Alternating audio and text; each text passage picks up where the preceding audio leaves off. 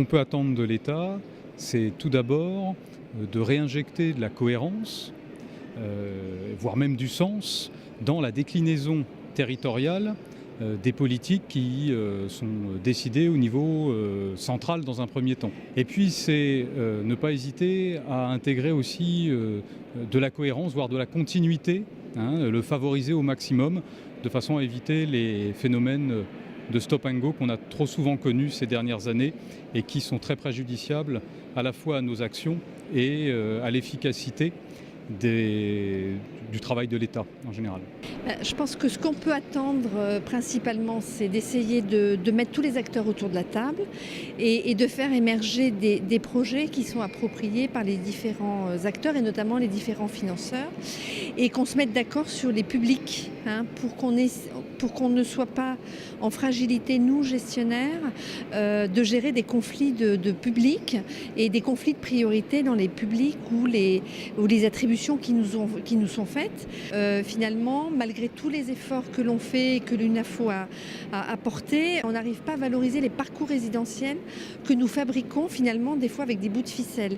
Et ça, je pense que c'est important qu'il soit là pour nous aider à fluidifier ce parcours et qu'on puisse valoriser des sorties positives.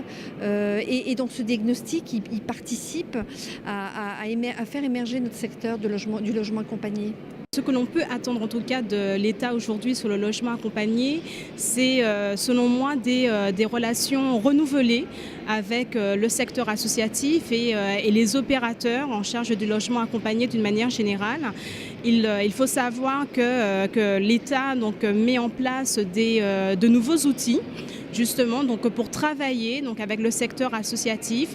On parle beaucoup maintenant de dialogue de gestion notamment, et c'est vrai qu'on peut attendre de l'État un dialogue plus proche et plus constructif avec les opérateurs du logement accompagné. Là, l'idée des diagnostics à 360 degrés, c'est notamment que les services de l'État, mais aussi les collectivités territoriales et tous les acteurs concernés par les publics défavorisés se retrouvent pour justement identifier les besoins et voir comment on peut y apporter des réponses. À partir du moment où on considère qu'on est sur un mode plutôt projet, à partir du moment où on considère qu'on est sur un territoire donné, on peut, je pense, envisager des échanges plus complets avec les services de l'État.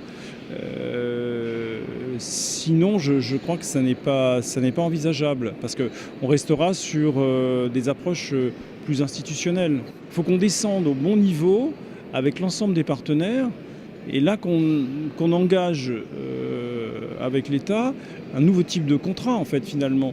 En fait, il ne s'agirait pas d'inventer des choses. Il y a des comités de pilotage qui existent, il y a des conventions qui existent. Simplement, il faut les gérer de façon différente.